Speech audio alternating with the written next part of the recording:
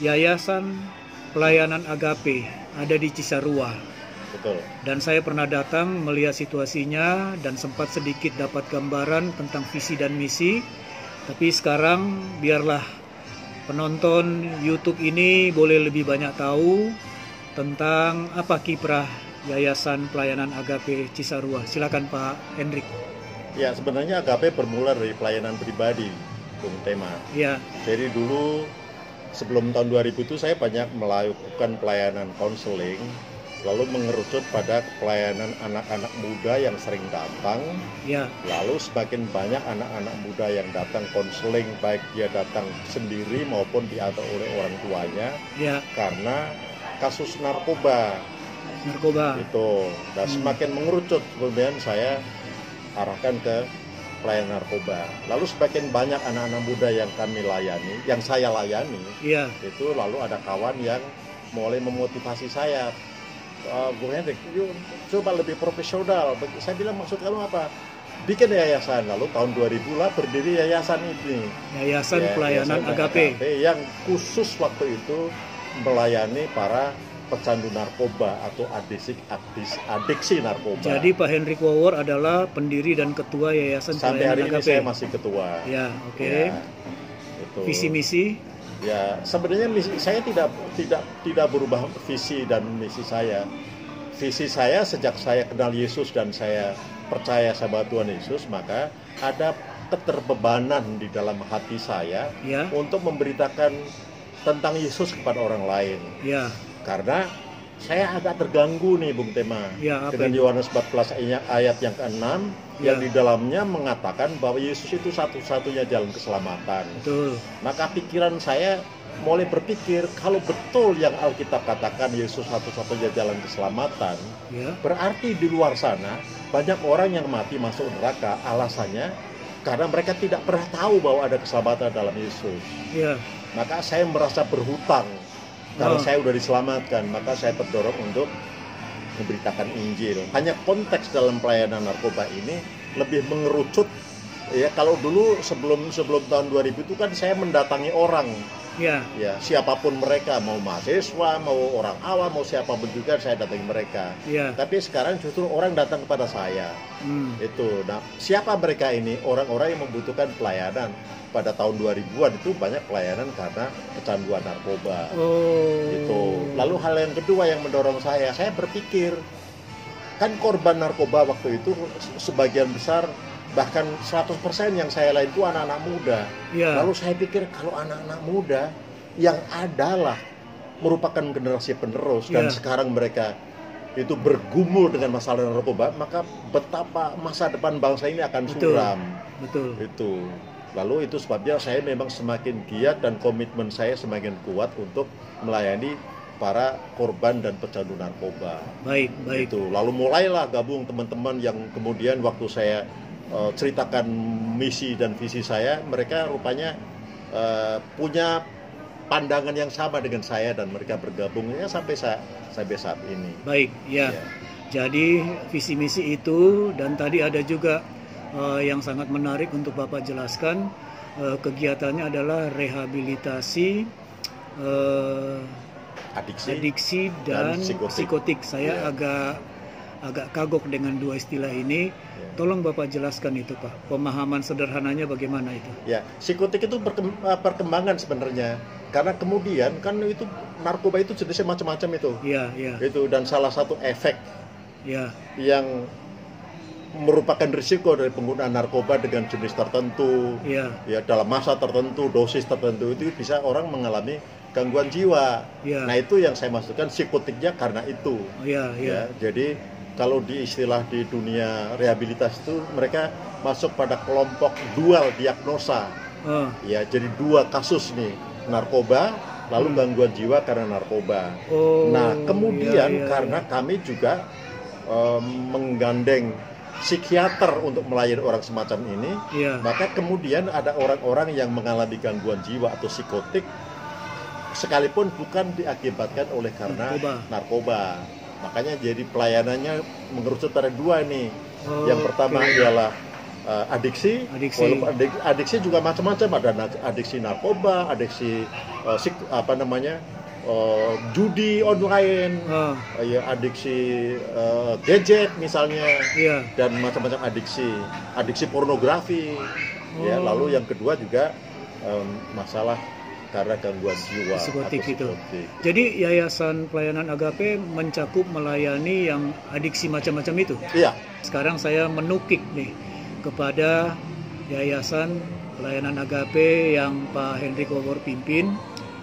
Bagaimana cara Bapak untuk pada akhirnya orang-orang boleh masuk ke situ untuk direhabilitasi? Bagaimana prosesnya? Jadi sebagian besar mereka itu dari mulut ke mulut. Ya, jadi orang yang pernah kami layani di Agape lalu keluar, nanti sharing kalau ada orang yang punya menghadapi masalah yang sama, kesana aja ke Agape, lalu datang ke Agape. Itu. Tapi kadangkala juga ada yang dari aparat penegak hukum membawa ke sana. Ya, yang juga mempercayakan itu sebagai referensi dari mereka untuk dilayani di Agape. Ya. Nah, sejauh yang Bapak boleh informasikan di sini, bagaimana sistem dan target dan capaian dan pada akhirnya dinyatakan lulus boleh kembali ke tengah keluarga? Agape itu semi kuliah. Silakan jelaskan. Kan sebenarnya konsepnya begini.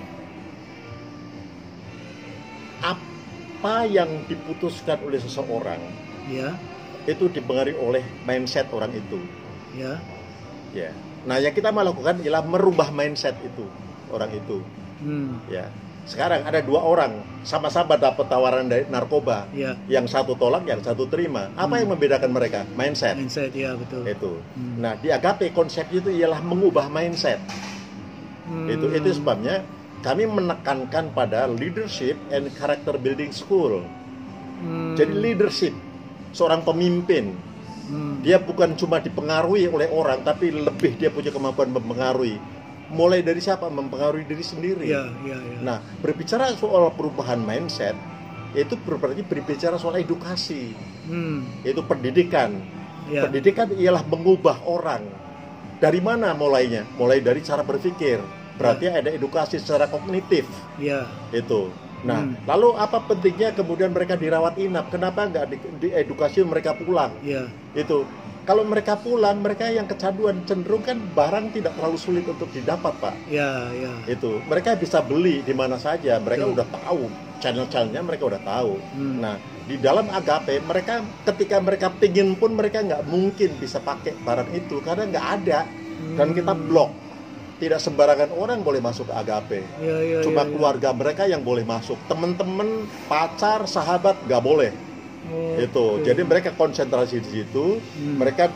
Mereka didampingi oleh mentor mereka. Satu orang mentor hanya menangani beberapa orang. Apa tugas mentor? Menjadi sahabat, mencurhat, memberikan edukasi, memberikan supervisi,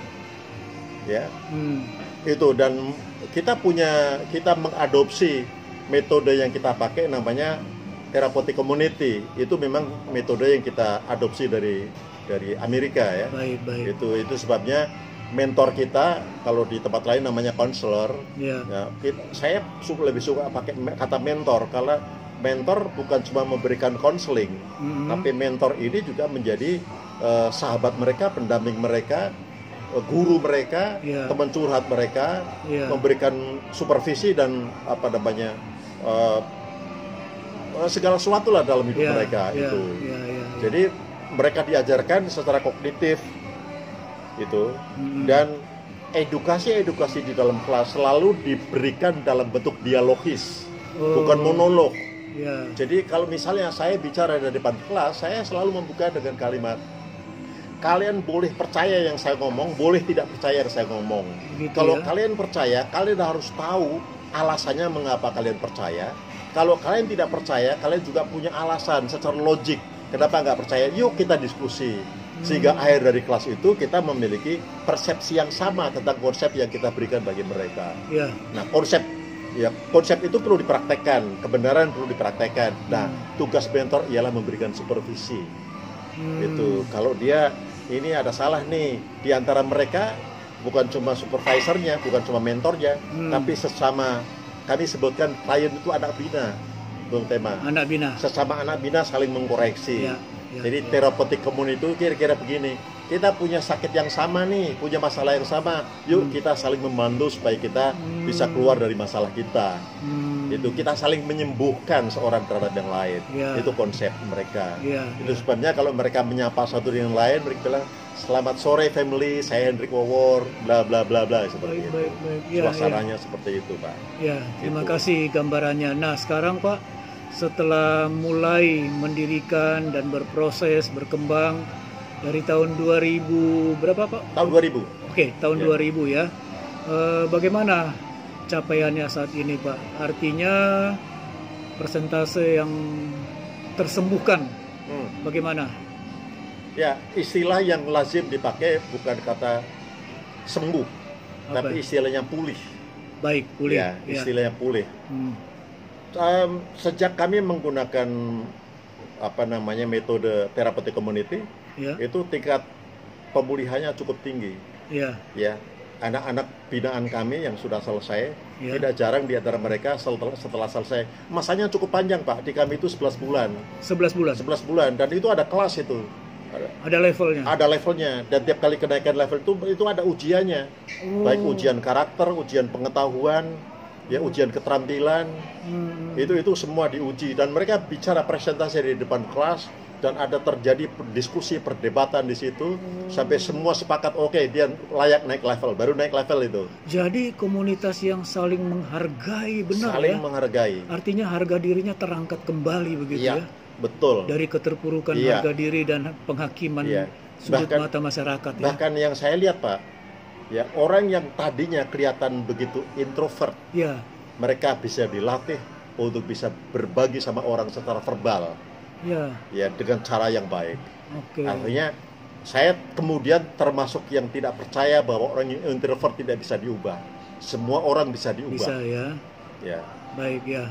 Nah, jadi sekarang dengan gambaran seperti ini, bagaimana untuk bisa bergabung ya atau mengantarkan seseorang untuk masuk di kelas rehabilitasi ini di Yayasan Pelayanan Agape, supaya ini semacam prosedural yang gambaran singkat supaya masyarakat yang menonton ini juga mungkin akan tertarik karena demi menyelamatkan anggota keluarga. Silakan Pak. Ya, pertama biasanya kami anjurkan untuk keluarga atau orang tua itu survei dulu ke tempat. Survei dulu.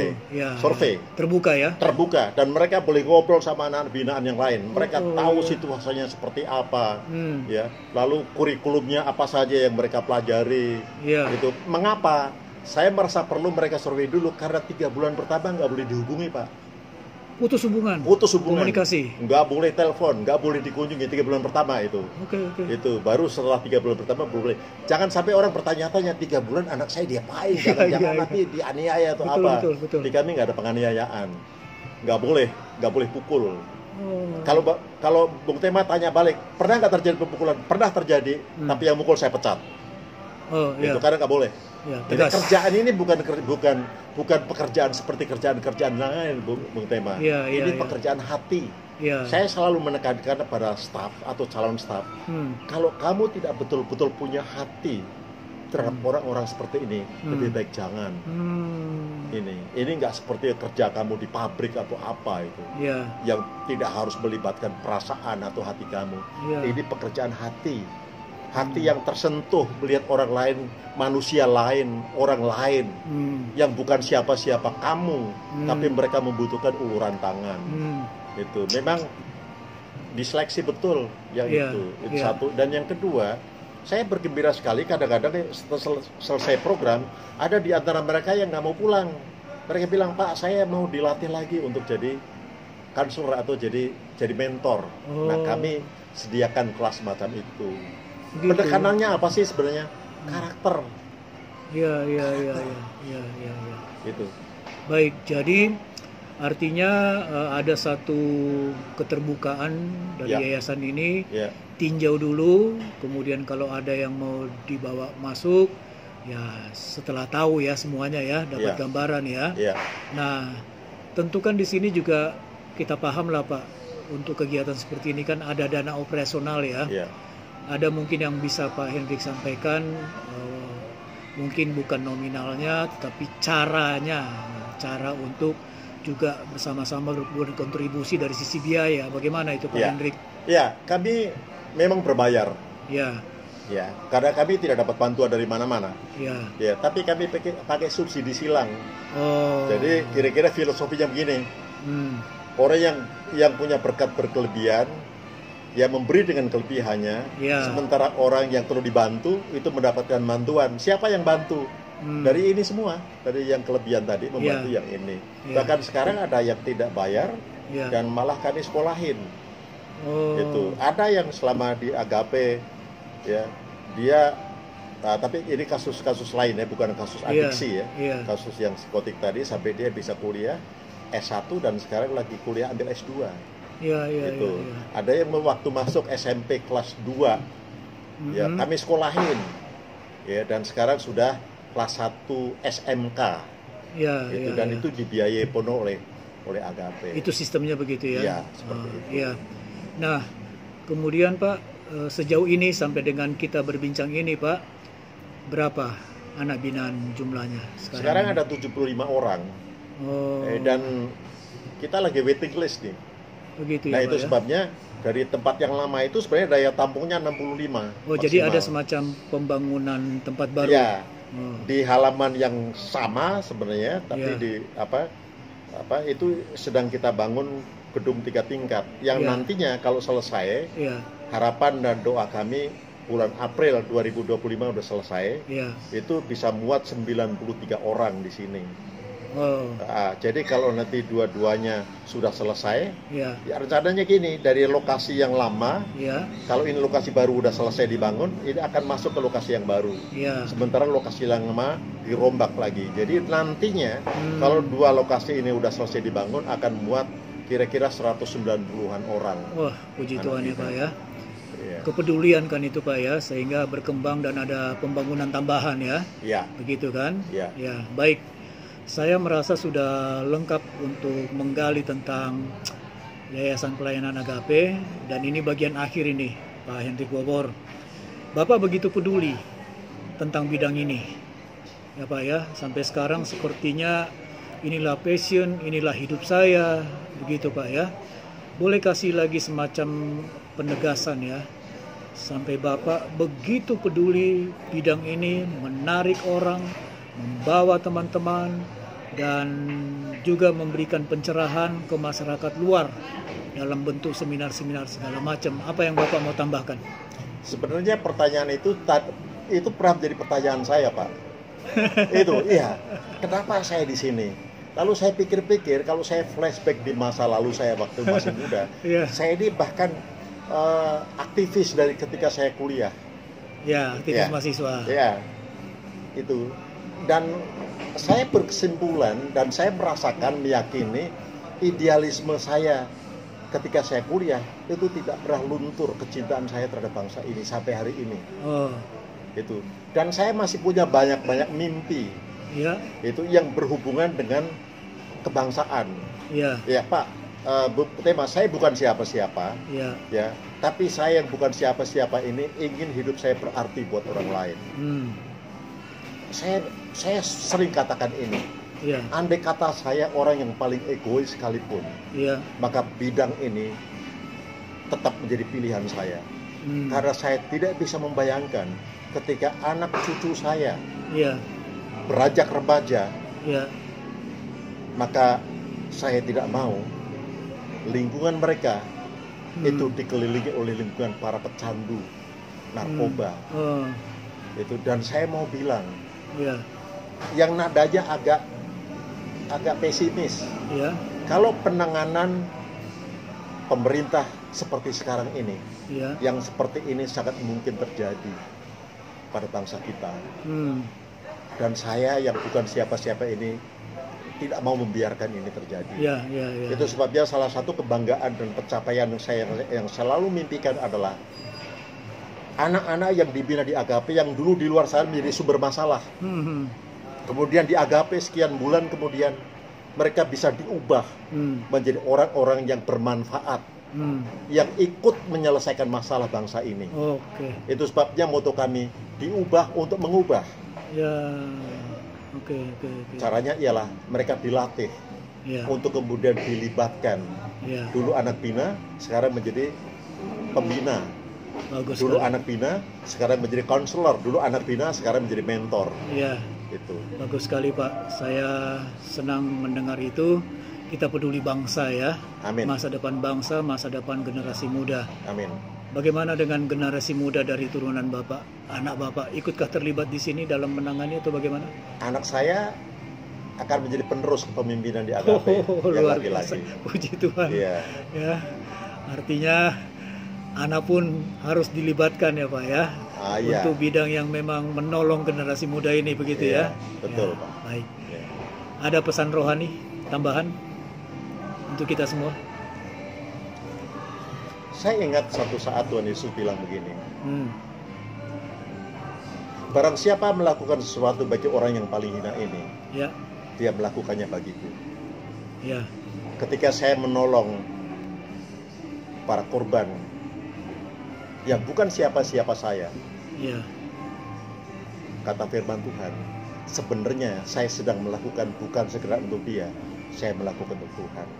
Dan saya sukacita serta bergairah di dalam melakukannya. Karena saya bukan siapa-siapa ini menjadi berarti di tangan Tuhan. Amin. Untuk kemuliaan Tuhan. Baik. Terima kasih Pak Dr. Hendrik Wawor, perbincangan yang luar biasa menangani kasus narkoba, rehabilitasi adiksi dan psikotik ya melalui Yayasan Pelayanan Agape, dan saya percaya ini menjadi berkat bagi siapapun yang menonton video ini, acara ini. Puji Tuhan, kita salaman. Terima kasih, sukses selalu. Amin. Tuhan memberkati. Ya. Salam cinta anak bangsa. Amin.